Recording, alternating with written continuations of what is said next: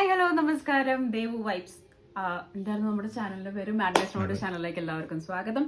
അപ്പം ഇപ്പോൾ currently big boss നടന്നുകൊണ്ടിരിക്കുന്നത് എനിക്ക് ഭയങ്കര നൊസ്റ്റ് ഉണ്ടാക്കിയ ഒരു സംഭവമാണ്. കാരണം ഇതിനകത്ത് സ്റ്റോറി ടെല്ലിംഗ് എന്ന് പറയുന്ന ഒരു വൈബ് അതിനകത്ത് നടക്കുന്നുണ്ട്. അപ്പോൾ എനിക്കിത് കേൾക്കാൻ പറ്റുന്നില്ല, ലൈവ് കേൾക്കാൻ പറ്റുന്നില്ല.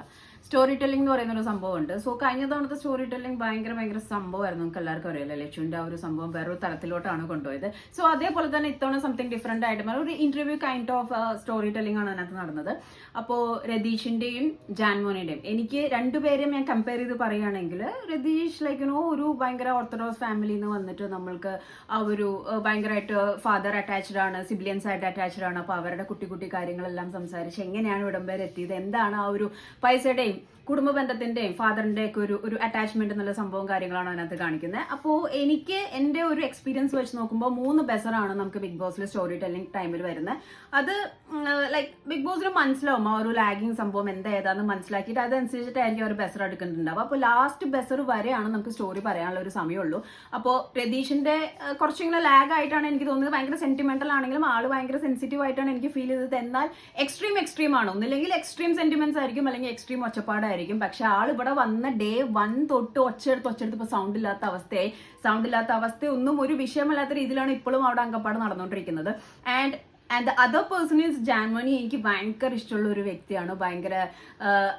ആളുടേതായ രീതിയിൽ സ്റ്റോറി ടെല്ലിംഗ് പറയുകയാണെന്നുണ്ടെങ്കിൽ അത് നമുക്ക് ശരിക്കും പറഞ്ഞാൽ കേട്ടിരിക്കാൻ പറ്റില്ല. കാരണം ആളൊക്കെ ഒരുപാട് സ്ട്രഗിൾ ചെയ്ത് സഫർ ചെയ്തിട്ടാണ് ഇപ്പോൾ ആ ഒരു പൊസിഷനിൽ വന്നിരിക്കുന്നത്.